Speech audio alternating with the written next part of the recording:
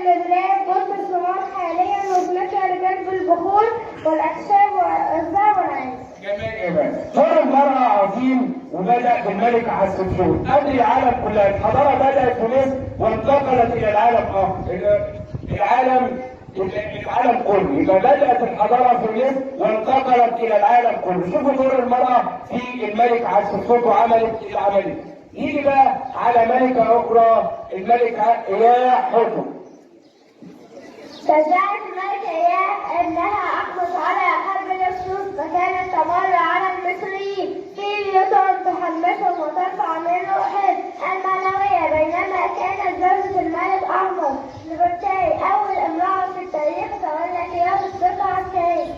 الملكة إياه حتب دي يا جماعة ابنها الكبير مات في مواجهة الهكسوس ولم تندم على ذلك، بل شجعت ابنها الأصغر أحمس في حربها ضد الهكسوس، ولفت على منازلهم كلها لطرد الهكسوس من مصر. يبقى الملكة إياه حتب لها دور كبير في تاريخ مصر.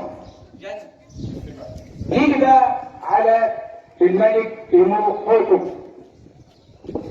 إيموحتب المعماري ولد تسليم مدينة الجيزة، شيدت أول هرم في التاريخ، وهو هرم الملك زوفر بسقارة 2، وضع قواعد المنطقة. تمام يا جماعة. نيجي بقى على إيموحتب.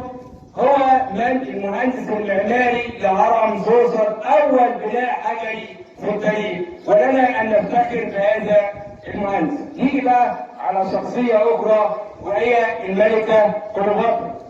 قامت عام 29 بحرية 32 قبل الميلاد، وأسست الحضارة المصرية. جميل. يبقى الملكة كليوباترا قامت بمعركة